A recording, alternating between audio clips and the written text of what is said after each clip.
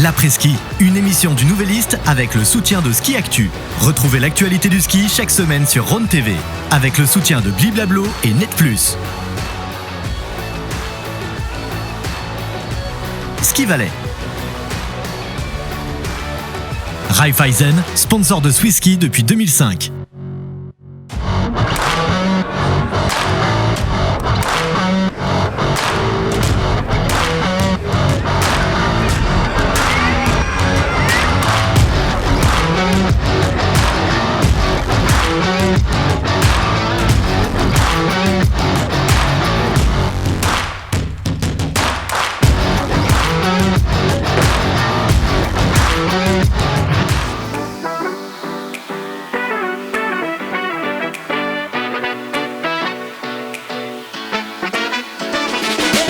Salut à tous, bienvenue à Solden pour lancer cette troisième saison de l'après-ski. Cette saison, on va la partager avec vous. On se réjouit avec plein de surprises.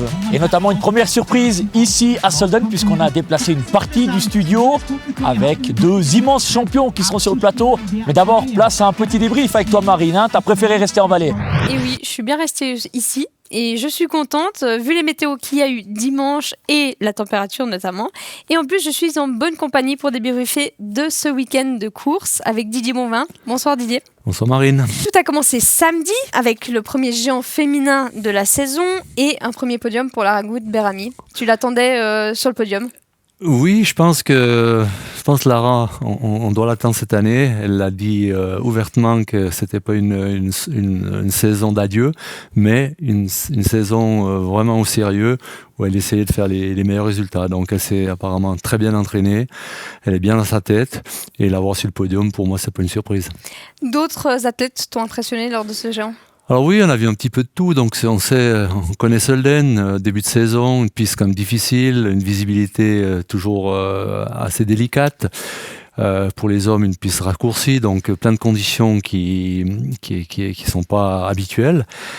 Et puis, moi j'ai été impressionné un tout petit peu par l'équipe américaine. On a vu une équipe très forte, très forte, 5-6 athlètes capables de se mettre dans les 10 premières. Donc ça c'est déjà un point intéressant en ce début de saison. Et puis après c'est un petit peu les valeurs de l'année passée qui se sont retrouvées. Ce qu'il faut souligner à Solden, c'est qu'il y a très peu d'athlètes qui ont des dossards élevés, des dossards au-dessus des 30, qui se qualifient pour la deuxième manche. C'est dommage, c'est une particularité de ce début de saison, donc on sait que c'est difficile. La Ragout avait le sourire lors de son premier géant. Regardez. Oui, la deuxième manche, oui. La première, c'était encore les sensations que j'avais à l'entraînement. J'ai pas trouvé le rythme, j'ai pas réussi à attaquer, j'étais toujours un peu trop ronde et ça m'a assez énervée après la première manche. Donc je suis très contente d'avoir trouvé un autre rythme dans la deuxième, d'avoir retrouvé l'attaque, ce que je recherche en course. Évidemment, de commencer la saison avec un podium, c'est parfait. Et particulièrement en géant, dans cette discipline qui est la base de votre ski, comme vous l'avez toujours dit. Évidemment, pour moi, le géant est la discipline la plus importante pour réussir à progresser aussi en vitesse et d'être sur le podium, voilà, avec pas de deux manches parfaites, avec de la marche dans mon ski, c'est très positif. Je vais travailler sur ça. Camille Rast, elle aussi, a bien réussi son entrée lors de ce géant. Elle a terminé 15e de ce géant remporté par l'Autrichienne Julia Scheib. Elle n'était pas satisfaite après sa course. Didier, Camille, elle a une grande marge de progression, mais c'est une bonne lancée pour la prochaine compétition qui sera le slalom à Lévis, selon toi. Oui, je pense que Camille a limité la casse. On a vu qu'elle n'a pas pris tous les risques en géant. Encore une fois, par rapport à la visibilité, par rapport à d'autres critères. Mais je pense qu'il faut attendre Camille en slalom cet hiver. Ce qu'elle a montré l'année passée, si elle arrive à faire aussi bien, ou alors essayer d'être aussi bien que l'année passée, je pense que ce sera tout bonus. Mais c'est un bon début de saison, 15e, c'est un bon résultat. Elle était bien sûr, elle n'était pas satisfaite lorsqu'on joue la gagne, en tout cas dans l'esprit en slalom. Lorsqu'on se retrouve 15e, eh bien, on est pas. C'est un bon point aussi. Je pense qu'elle a une marge de progression, elle va prendre peut-être plus de risques, et puis oser un petit peu. Et puis après, il y a peut-être le choix du matériel, des petits détails à régler. Mais moi, je l'attends essentiellement en slalom. en slalom dans 3 semaines à Lévis. Et dimanche, c'était au tour des hommes avec le géant. On attendait Odermatt. Finalement, c'est Odermatt qui gagne. Tu l'attendais aussi devant ou tu pensais que d'autres allaient pouvoir venir le détrôner ? Alors j'ai eu quelques contacts cet automne par rapport aux entraînements de l'équipe de Suisse, notamment avec Loïc, et enfin par personne interposée. Et tout le monde m'a dit que Odermatt qui est très très fort, très très vite, et même presque mieux que d'habitude. Donc moi je l'attendais, oui. Maintenant, c'est clair que si on analyse la première manche, 1 centième, c'est pas une grande marge, mais je pense que il est là, il sera là en vitesse, il est là en géant. Maintenant, surpris un petit peu par la performance de Schwarz. Deuxième. Alors, j'étais vraiment ravi parce que je connais un tout petit peu cet athlète, le niveau qu'il avait il y a 2 ans passés. Des lourdes blessures, le genou, une hernie discale, donc des blessures très importantes où certains athlètes ne sont plus capables de revenir. Eh bien, de se retrouver sur le podium, très près du meilleur homme de cette époque. Donc, c'était un super résultat. Je dirais un podium idéal. Donc tu l'as dit, Marco Schwarz a terminé 2e. Il a été blessé il y a 2 ans. Il revient petit à petit. Avant sa blessure, il participait à toutes les disciplines. Est-ce que tu penses qu'en participant à toutes les disciplines, il pourra détrôner Marco Odermatt du classement général ? Après, il faut voir avec sa santé. Je pense qu'il a les moyens, il a le niveau, bien sûr. Maintenant, il faut voir si physiquement ça tient. C'est un début de saison, c'est un géant, c'est une discipline extrêmement difficile. Donc, d'être aussi proche du meilleur en géant, c'est un bon point. Maintenant, sur du long terme, sur une saison, il va devoir peut-être faire des choix, faire la vitesse, en tout cas toutes les disciplines de vitesse et le technique, en sachant qu'en slalom, il peut gagner. Donc, ce sera des choix qu'il va devoir faire. Mais je pense qu'il est bien entouré, il a maintenant beaucoup plus d'expérience qu'il y a 2 ans passés, donc je suis certain qu'il va faire les meilleurs choix, mais je pense que pour le général de la Coupe du Monde, ce sera un candidat. Tu as parlé de Loïc Meillard, il a terminé 14e lors de ce géant à Solden, sur le glacier du Rettenbach. Il a toujours un petit peu de difficultés sur cette piste. Comment tu l'expliques ? Enfin, des difficultés, on s'entend. Hein. Une 14e place, c'est très bien, mais par rapport à d'autres résultats au cours des saisons, c'est un Alors résultat... Solden, c'est pas son truc. Donc il a jamais très bien skié. Il a perdu, il y a 2 ans passés, il a perdu son ski en début de saison. Pour la confiance, c'était extrêmement difficile pour lui. C'était un obstacle qu'il a réussi à surmonter, mais ça n'a pas été facile. J'ai trouvé un Loïc, il a skié. On peut dire qu'il a skié. Il n'a pas pris de risque. Si on analyse je dirais l'ensemble des 30 premiers athlètes sur la première manche, sur la deuxième manche, je dirais presque chacun peut gagner. Donc, ça veut dire que chacun prend énormément de risques. Donc, un athlète qui skie à 80% ou 90%, 95%, il est battu. Il est battu. Et Loïc, je ne connais pas la raison, mais on a vu un Loïc quand même un petit peu en dedans. Même le mur où il est capable de tailler des courbes, d'être parfait, il était un tout petit peu en dérapage, un tout petit peu après la porte, et ça coûte beaucoup de temps. Et peut-être aussi, on sait qu'au plat, on sait qu'il a des qualités de descendeur, il aurait pu éventuellement revenir sur le plat, sur la dernière partie. Et là, encore une fois, le bas du mur, il n'était pas très, très, très bien, il n'était pas optimal, et ça l'a fait perdre du temps, du bas du mur jusqu'à l'arrivée, où là, normalement, il aurait pu gagner du temps. Donc, c'était un tout, finalement, qu'il faut oublier.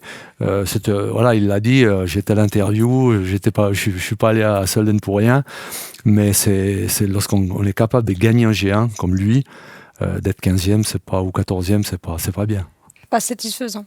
C'est pas satisfaisant, parfait. Merci beaucoup pour ce débrief, Didier. On va passer une courte page de publicité et on va retrouver Johan et Greg à Solden.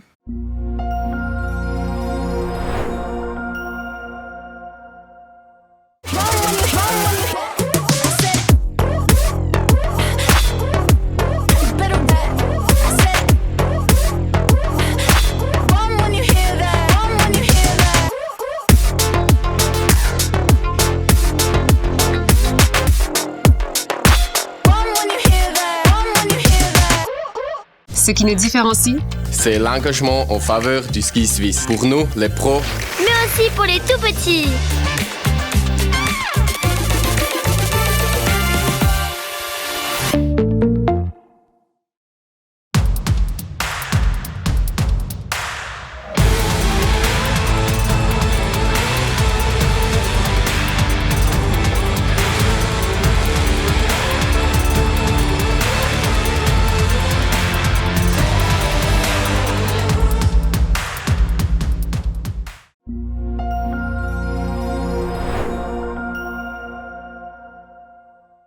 Et on est de retour ici à Solden dans la mythique Guigui Téné, restaurant, bar, après-ski, mais on est surtout en très très bonne compagnie avec deux immenses champions. Wendy Holdener, multiple médaillée aux championnats du monde, aux Jeux Olympiques, c'est la reine du slalom. Bonsoir Wendy. Merci, bonsoir. Merci d'être venu ici en notre compagnie. À vos côtés, Alexis Pinturo. Alexis Pinturo qui n'est autre que le skieur français de l'histoire le plus titré. Lui aussi collectionne les médailles et les globes. On va en parler. Bonsoir Alexis. Bonsoir. Merci aussi d'avoir accepté notre invitation. On l'a dit, il y a de multiples médailles entre vous deux. Est-ce que vous savez combien au total, si on additionne vos médailles mondiales et olympiques, vous avez gagné de médailles? Je pense 30. Tu n'es pas très loin. Ah bon? Tant que ça? Ouais. Et vous en avez gagné pas mal. Moi, j'ai 14. Ah ouais, quand même. Alexis, tu sais combien tu en as? Avec les Jeux Olympiques, je dois en avoir, je sais pas, je dois en avoir 11, 12. Ouais, tu en as 11. Voilà. Donc 14 plus 11, donc ça fait 25. 25. C'est un beau chiffre, hein, on peut le dire. Bravo à vous deux. Pas mal. C'est un beau chiffre. Moi, j'ai une question. Toutes ces médailles, est-ce que vous les mettez dans un tiroir? Est-ce que vous les affichez chez vous? Wendy, elles sont où ces médailles? J'ai affiché dans une belle restaurant dans le Skiaria à Hochibrig. Mhm. Oui, c'est une Wendy Goldstübli. D'accord, donc un emplacement. Pour einfach, dass jeder es sehen kann, der möchte. Alexis, toi aussi, tu as ces médailles qui sont dans un coin très particulier. Ouais, un peu la même chose. Alors nous, dans la famille, on a la chance d'avoir des hôtels. Et du coup, ils sont dans les hôtels. Donc que ce soit les trophées, les globes ou les médailles, ils sont dans les deux hôtels. Alexis, on imagine que le plus beau, la plus belle médaille que tu as remportée, c'est la médaille d'or du combiné, chez toi, à 200 mètres de la maison, l'or du combiné en 2023 à Courchevel. Ouais, ça c'était un moment très très spécial. Forcément, quand on court déjà en France, c'est quelque chose de particulier, mais de pouvoir courir dans son village, où on connaît chaque pisteur, chaque personne qui travaille sur la piste, qu'on connaît chaque voisin, et ben forcément ça donne un engouement encore plus particulier. Donc oui, ça a été un moment très très fort de ma carrière. Tu as également gagné un globe de cristal. C'était en 2021. Qu'est-ce qui représente pour toi? C'était l'accomplissement d'une carrière? Un gros globe, je pense que pour un skieur, en tout cas, c'est probablement, oui, le plus beau résultat qu'il peut obtenir. Parce que ça demande de la régularité, ça demande d'être polyvalent, donc de gagner dans plusieurs disciplines et surtout de le faire à plusieurs reprises tout au long de cette même saison. Donc c'est pas facile, loin de là. C'est pas non plus donné à tout le monde de pouvoir avoir la chance d'être bon dans plusieurs disciplines. Donc oui, quand on a la chance de pouvoir le réaliser, en tout cas pour moi c'était un rêve et ça a été un rêve qui est devenu réalité.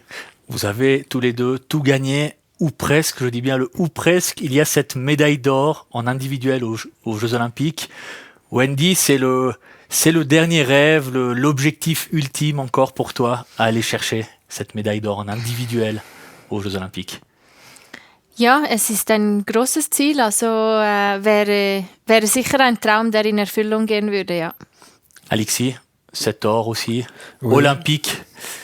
Je pense que c'est un peu la même chose que pour Wendy, forcément. Et c'est d'ailleurs pour ça que j'ai voulu revenir après ces blessures et après ces saisons un peu compliquées. Parce qu'il y avait les Jeux Olympiques et en même temps parce que je voulais pas finir ma saison et ma carrière dans un lit d'hôpital. Je voulais finir ma carrière sur les deux pieds et de la manière dont je le décidais et pas dont la blessure m'y obligeait. Justement, où tu te situes actuellement au niveau de ta convalescence durant l'été, de ta rééducation? Est-ce que tu es prêt à affronter ce nouvel hiver? Alors là où je suis très positif, c'est que ça va très très bien physiquement. Vraiment très très bien. Sur les skis, techniquement, ça va aussi de mieux en mieux et ça va vraiment dans le très bon sens. Là où il va peut-être me manquer encore un peu, c'est sur la confiance.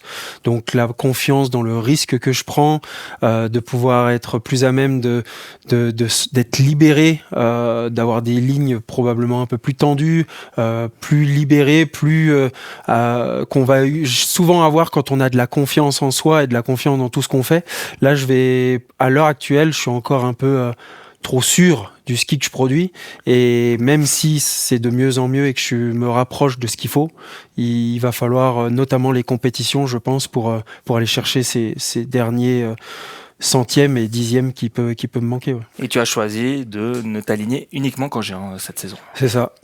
Le train, il avance déjà assez vite, donc de revenir, essayer de rattraper ce train en faisant 3 disciplines, ça me semblait trop compliqué, voire impossible. Et en plus de ça, il faut aussi dire l'autre vérité, c'est que je vais pas encore faire 10 ans de carrière. Donc à quoi bon me reconcentrer dans 3 disciplines quand je vais peut-être arriver à revenir parmi les meilleurs au moment où je vais arrêter. Donc l'objectif, c'était de revenir dans une discipline déjà, c'est déjà pas mal, et le plus vite possible avec la perspective des Jeux Olympiques, tout en sachant que je vais pas encore faire beaucoup d'années de carrière. Wendy, on est dans une saison olympique, on est au mois d'octobre. Beaucoup d'athlètes disent c'est encore loin. On doit d'abord se concentrer sur la Coupe du Monde. C'est ton cas aussi? Ou bien est-ce que tu penses déjà à ces Jeux Olympiques du mois de février? Dans la préparation de l'été, c'est ein großes Ziel. Es war viel in meinem Kopf. Aber ich habe jetzt auch ein bisschen gewechselt, dass ich bereit bin im Kopf für Levi, für die 10 anderen Rennen, die es in dieser Saison auch noch gibt. Also ich glaube, es ist gut, die Mischung zu haben, aber trotzdem die Olympischen Spiele als Motivation immer dabei zu haben. Weil das Wichtigste ist am Schluss, dass wir im Februar auf Höchstform sind. Donc on prépare vraiment son été, sa préparation pour arriver à ce mois de février. À Cortina pour toi, pour être prête à ce moment-là. À 32 et 34 ans, vous faites partie des skieuses, des skieurs les plus expérimentés de la Coupe du Monde. Comment est-ce que vous faites, non seulement pour avoir cette motivation, mais surtout pour être toujours aussi performant? Parce qu'on peut être performant sur 2, 3, 4, 5 années, mais vous, ça dure. Une décennie. Une décennie. Une décennie. En tout cas. Alexis? Alors moi, je suis dans une situation différente de Wendy, du coup, parce que Wendy, elle continue de performer encore la saison dernière. Moi, forcément, en revenant de blessure, l'objectif, il est différent. Là, il est plus dans une reconstruction, donc retrouver le plus haut niveau. Et je pense que ça vient surtout avec les objectifs qu'on arrive à se fixer, les objectifs qu'on arrive à tenir aussi, parce que c'est bien beau de se fixer des objectifs, mais si on n'arrive pas à les atteindre, ça n'a pas beaucoup de sens. Donc je pense que tant qu'on arrive à trouver de la passion grâce aussi aux objectifs qui nous parlent et qui nous animent, on peut continuer de belles années. Après, l'équilibre, il est aussi dans l'équilibre familial, l'équilibre personnel. Et puis, il y a un moment où les choses vont s'arrêter, ça c'est sûr. Moi, je me rapproche, donc 34 ans, forcément, je me rapproche de la fin. Et je sens que je vais pas encore faire beaucoup d'années parce que j'ai plus suffisamment cette motivation. Les motivations, elles viennent sur des choses très précises, alors qu'avant, toutes les courses m'animaient. Aujourd'hui, les Jeux Olympiques m'animent énormément, mais le reste m'anime aussi parce que je reviens de blessure et que après un moment de blessure, c'est toujours plus compliqué. Mais il y a beaucoup de choses à parcourir. Wendy, toi, ton secret pour tenir, est-ce qu'il y a des fois des baisses de motivation aussi? Pour moi, c'est le Potenzial. Ich weiß hier, dass ich noch Potenzial habe, dass ich noch besser werden kann in gewissen Punkten oder dass ich noch nicht alles gezeigt habe, was ich kann. Und das motiviert mich extrem zum viel Kraft und Disziplin aufzuwenden, um im Training Gas zu geben. Donc tant que tu performes, tant que tu es performante, tu continues en Coupe du Monde? Cette année ou quoi? Alors justement. Die WM in Gran Montana, Heim-WM. Es ist ein Ziel auch. Es ist ein großes Ziel, ja. Championnat du monde 2027 à Gran Montana. Dans la maison. Oui. Ça, c'est très cool. Et peut-être une plus, je ne sais pas. Courchevel, 2030. Ah non, ça Courchevel 2030. Seulement pour l'hôtel de toi. Pour wellness. Rendez-vous écrit à l'hôtel. Oui. Alexis, est-ce que tu seras présent aux Jeux Olympiques qui se dérouleront chez toi en 2030? Non. Ça, c'est sûr. Oui, c'est sûr que je n'y serai pas. Pour accueillir des équipes, du coup. Voilà, là oui, je serai présent familial. Pour aider éventuellement à l'organisation de la compétition, mais pas plus. On le rappelle. J'ai aidé toi. Alexis, tu es devenu papa. On dit que devenir papa, ça change un homme. Est-ce que ça change aussi l'athlète, le skieur? Et si oui, à quel niveau? C'est pas facile de répondre à cette question. Moi, je ne trouve pas que ça a forcément changé énormément de choses. En tout cas, pas changé dans la manière dont je vois les choses, la manière dont je m'entraîne, la manière dont je vois les compétitions, etc. Après, c'est sûr que il faut surtout arriver à trouver des solutions pour récupérer. Parce que quand on est à la maison et qu'on a un petit bébé, forcément, les nuits, elles sont plus aussi bonnes qu'avant. La récup est plus difficile. Voilà, la récup est plus difficile, donc il faut arriver plus facilement à faire des siestes en même temps que le bébé fait des siestes, arriver du coup à dormir quand il est possible et éventuellement ajuster aussi parfois l'entraînement physique, notamment quand on est à la maison beaucoup. Wendy, on le voit, en tennis il y a eu Belinda Bencic, en athlétisme il y a actuellement Mujinga Kombuji, mais en ski on n'a jamais vu une skieuse arrêter sa carrière pour fonder une famille. Est-ce que c'est beaucoup plus difficile dans ce sport de peut-être mettre en parenthèse sa carrière? C'est difficile, c'est un sport pour Force, Kraftsport. Das finde ich schwierig. Und ja, die Reiserei, also das Training und Reisen im Skisport zu verbinden, ja, finde ich sehr, sehr schwierig, wenn du Familie nicht mitnehmen kannst. Vous êtes beaucoup plus loin que dans les autres sports tout le temps, c'est ça? Vous changez d'emplacement au niveau des courses, des entraînements et tout ça. Ob ich Sportart wechsle, oder? Nein. Ja, es ist sehr schwierig, ihr seid immer oft anwesend und so. Ich denke, es wäre möglich, aber ich bin schon so lange dabei, dass ich glaube nicht das Leben kombinieren möchte. On parle d'enfants, notre émission, beaucoup d'enfants, de jeunes skieurs la regardent, et leurs parents aussi.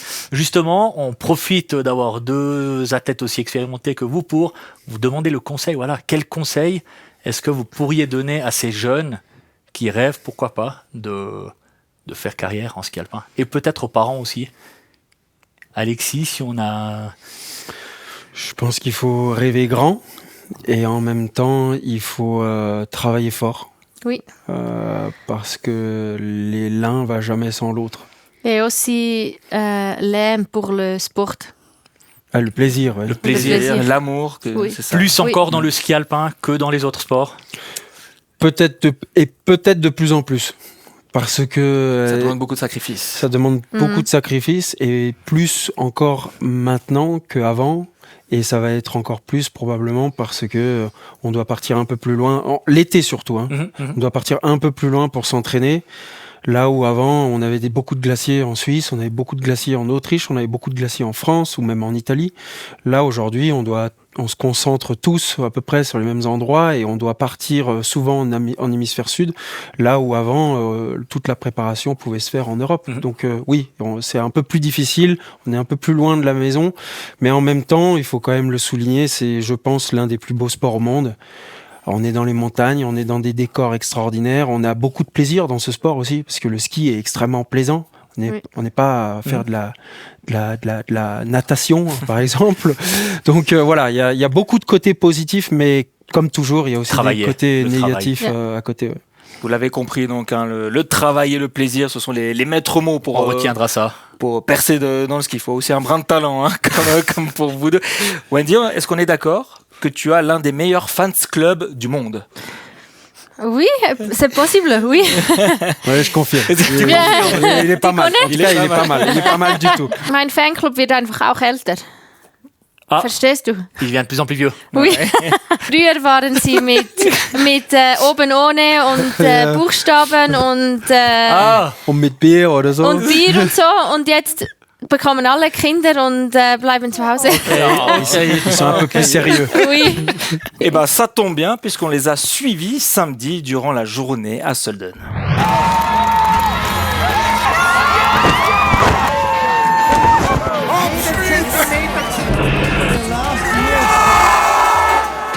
Alors là, on est avec les membres du Fans Club de Wendy Holdener, justement. Sag mir, warum seid ihr der beste Fansclub der Welt?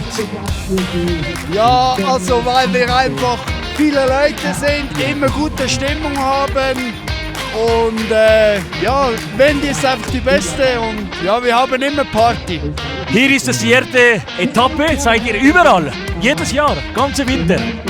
Also da in Sölden sind wir immer, alle Jahre und sonst einfach verschiedene Rennen. Nicht alle, aber sehr viele. Ja. Letzte Frage, was ist deine beste Erinnerung als Fans von Wendy? Also die beste Erinnerung ist sicher die WM in Aare, Schweden. Da waren wir 12 Tage und mit Swiss Skihaus und allem. War immer gut. Bist du jedes Jahr hier in Sölden? Oder? Das ist das 3. Mal oder 4. Mal, weiß nicht. Ja, 4. Mal. Aber 2 Jahre früh ist Regen und absagte. Ja. Und das ist alles. Das ist perfekt für mich. Ich bin aus Serbien. Serbien ist mediterranisches Land. Das ist so nett. Salut les Peaky Blinders français, c'est quoi le concept? Tous les ans on vient à Zolden, c'est une tradition qui se perpétue depuis plus d'une quinzaine d'années à l'époque pour voir notamment Tessa Worley, puis là on continue avec les Français et Léo Angnaud demain, on est là pour Léo. Voilà, tu dis que c'est une tradition, il y a plus de Français qui brillent, mais voilà, c'est l'amour du ski, l'amour de la fête. Exactement, Zolden c'est taillé pour, c'est toujours une belle date à cocher dans le calendrier, on voit toujours du beau ski. Il y a de quoi faire la fête aussi, donc voilà, c'est toujours un bon week-end. Les heures de sommeil, vous en avez? Ouais, c'est de la gestion, on gère notre course, c'est pareil, c'est un effort, faut le gérer.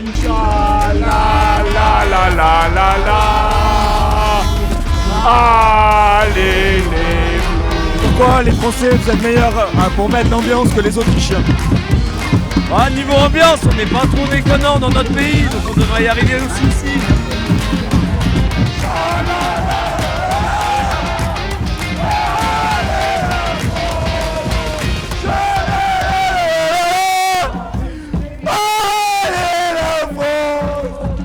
Ils sont sympas dans ce fans club. Allez, on va terminer. Alexis, Wendy, on va échanger les rôles. Alexis, tu vas répondre en allemand. Wendy, tu vas répondre en français. Elle a déjà répondu pas mal. Elle a déjà un peu répondu. Oui. Hein. On a vu déjà tes talents en français. Allez, c'est des questions qui sont pour vous deux. Quel est votre porte-bonheur lorsque vous voyagez sur la Coupe du Monde de ski alpin? Alors, Glücksbringer en allemand. Wo ich habe oder En français. C'est le bonheur de un cadeau pour moi ou quoi? Ouais. Also was du mit dir nimmst. Ah, ok. Ja. J'ai 2 cadeaux. Un, c'est de Socken. Des chaussettes. Et une fois, c'est un Licht. Une lumière. Une lumière. Oui. Une lumière. C'est ça. Ça, c'était porte-bonheur. Oui. Alexis, auf Deutsch. Ich glaube nicht, das ist aber etwas Spezielles, aber ich bringe immer etwas, das ist, und in meine ganze Karriere, das war meine, wie sagt man, Pillow. Kissen. Kissen? Oui, pour dormir. Ja, genau. Oui. Ja, genau. Weil das war für mich immer so schlimm, dass einmal er ist so dick, einmal er ist so klein, einmal er ist so. Also ich habe gedacht, okay, ich nehme immer meine und das bringt... Wir verstehen. J'ai aussi ça. Mais c'est pas une bonheur. Et alors Alexis, le coussin, il doit être épais ou au contraire? Moi, je préfère plutôt fin. Wendy, tu fais partie des coussins fins aussi? Comme ça. Ganz genau. Ganz genau. So. La course de votre vie. Von einem Leben. Plus belle course. Le deuxième manche de Sestriere. Celle où tu gagnes l'une le de tes 2 courses slalom. de Coupe du Monde. Aussi le slalom à Saalbach avec Lara, le team combiné. C'est une très bonne marche, oui. Alexis? Ich glaube, das war die... Noch auf Deutsch, oder? Ja. Ich glaube, das war die Riesentorlauf in Lenzerheide. Finale. J'ai une autre fois, le super combiné à Lenzerheide, j'ai gagné le globe. Ah oui, le globe du combiné. C'est une... Oui, ça c'est une... C'est peut-être ce jour-là aussi. Oui. On l'a dit avant, vous n'êtes pas encore en fin de carrière, mais si on réfléchit déjà à votre métier d'après-carrière, c'est quoi le job, votre profession de rêve après votre carrière d'athlète? J'ai 2, 3, 4, 5... Trop d'idées. Option. Trop d'idées. C'est aider les jeunes avec le mental et le physique. C'est Coach mental. Oui, préparatrice peut-être mentale, quelque chose comme ça. Un café. Avoir un café. Oui. D'accord. Peut-être. Gérer un café. Comme Patricia Kummer, typiquement. Ou une après-ski comme le Folie Douce, peut-être. Quelque chose comme dans l'extrême quand même. C'est pas la même chose entre le café et l'après-ski. C'est les deux opinions. Café-ski. Café-ski. On a peut-être trouvé un concept là. Et quelque chose dans la télévision ou un peu vacances. Tu as encore le temps, de toute façon, pour choisir. Oui. Tu as dit que tu serais là en 2030, on attend. Oui. Alexis? Gute Frage. Es ist nicht so leicht, weil wir sehen schon, das ist immer ein großes Thema, speziell für die Athleten. Wir sind so viel unterwegs und wir haben nur unserem ganzen Leben für diesen Sport gearbeitet. Das ist immer sehr speziell, wann kommt das Ende. So für mich, ich glaube, ich werde in die Familiengeschichte gehen, in diese Richtung. So Hotelier, glaube ich, das macht.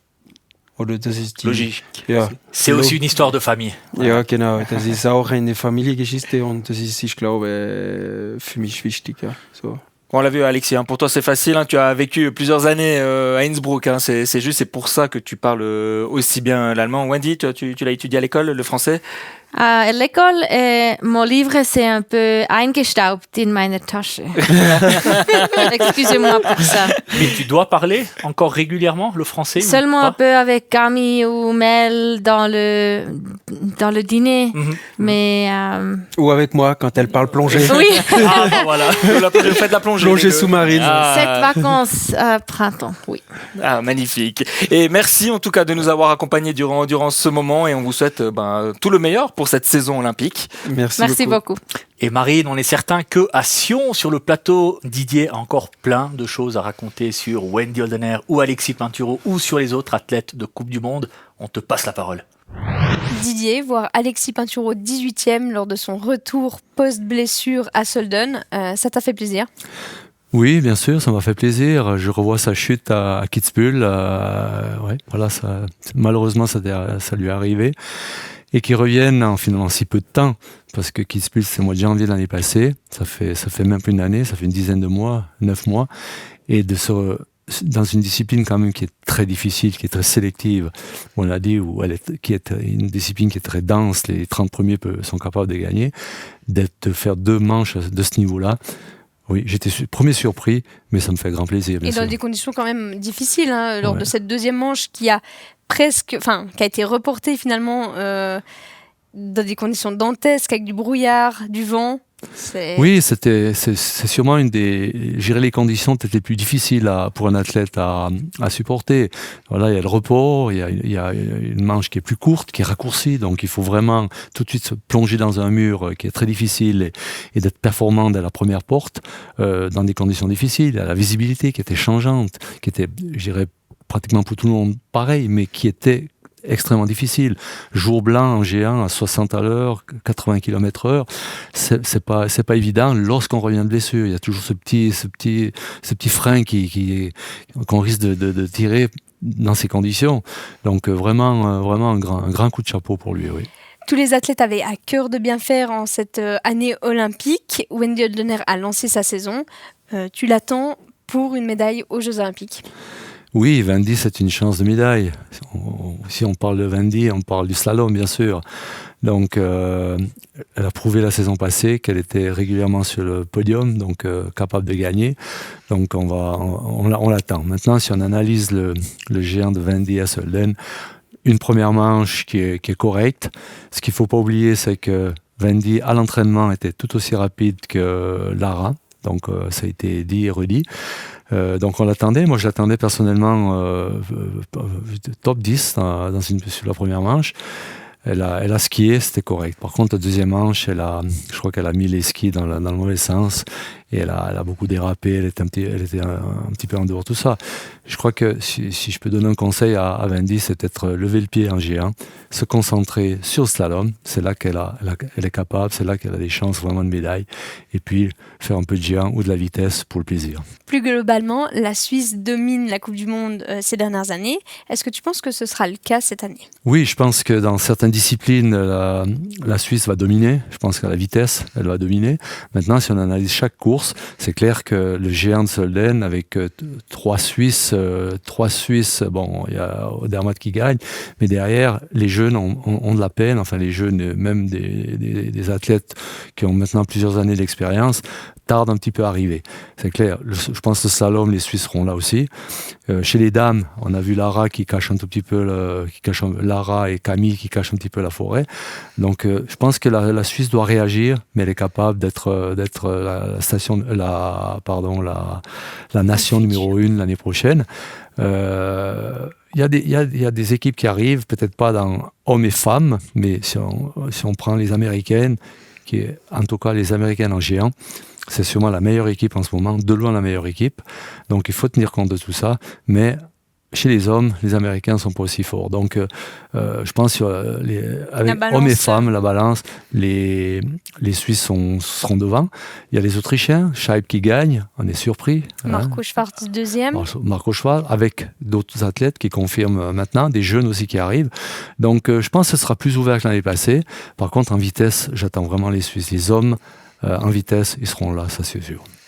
Marco Odermatt, certains pensent que Marco Odermatt pourra être dépassé cet hiver, mais après sa victoire à Solden, il va être en pleine confiance. On l'écoute. Ja genau, es ist sicher ein perfekter Tag immer, wenn man gewinnt und speziell nach letzter Saison oder auch vor 2 Jahren abgesagt. Also der letzte Sieg hier ist doch schon 3 Jahre her und deshalb ja, wirklich wunderschön.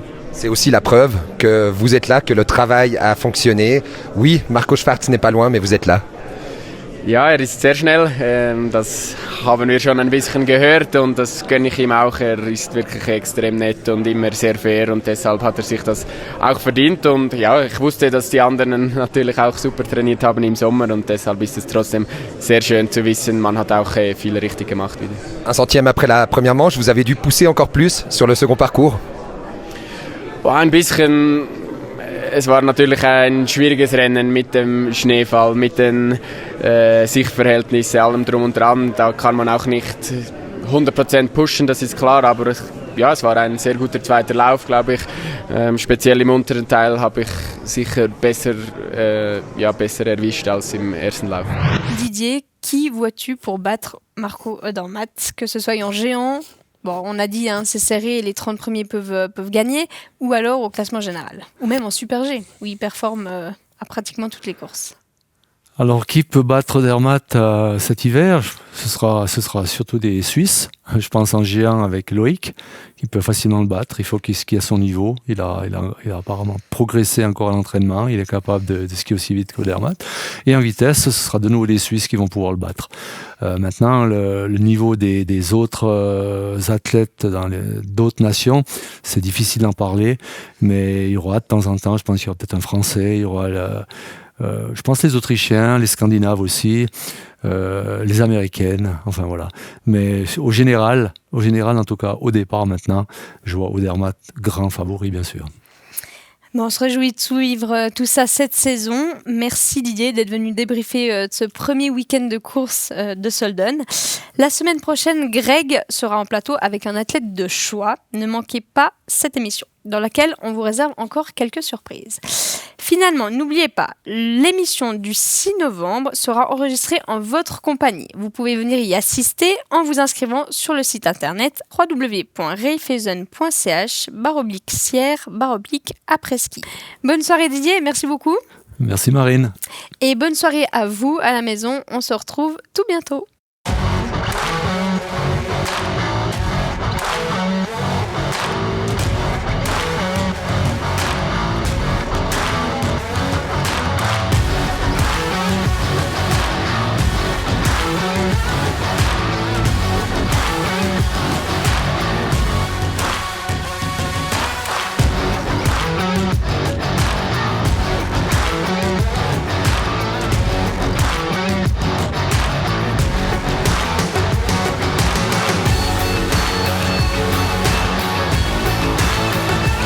L'après-ski, une émission du Nouvelliste avec le soutien de Ski Actu. Retrouvez l'actualité du ski chaque semaine sur Rhône TV avec le soutien de Bliblablo et Net+. Ski Valley. Raiffeisen, sponsor de Swiss Ski depuis 2005.